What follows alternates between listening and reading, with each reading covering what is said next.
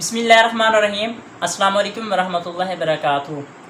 तो दोस्तों, मैं आज आपको बताने वाला हूँ कि अगर आपको कुत्ता छू जाए तो क्या आपके कपड़े जो हैं ये नापाक हो जाते हैं। क्या आपको नमाज़ पढ़ने के लिए कपड़े चेंज करने चाहिए या नहीं करने चाहिए।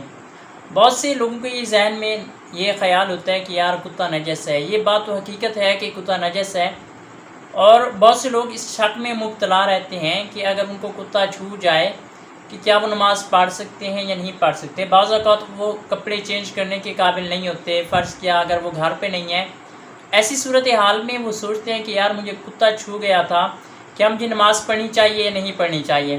तो यहाँ पर एक मसला बयान किया गया है इस टॉपिक पर, तो मैं आपको वो पढ़कर सुनाता हूँ।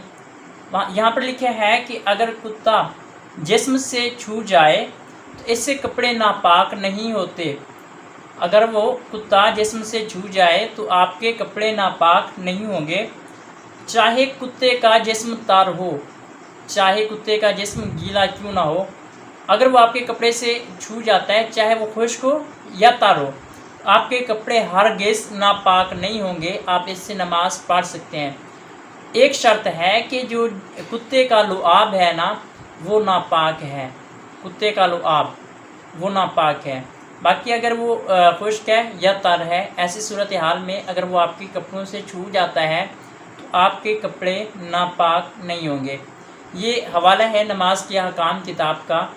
नमाज के अहकाम बहुत ही मुफीद किताब है। अगर आप लोग भी इस किताब को मोबाइल में इंस्टॉल कर लीजिए तो आपको बहुत ज़्यादा फ़ायदा होगा।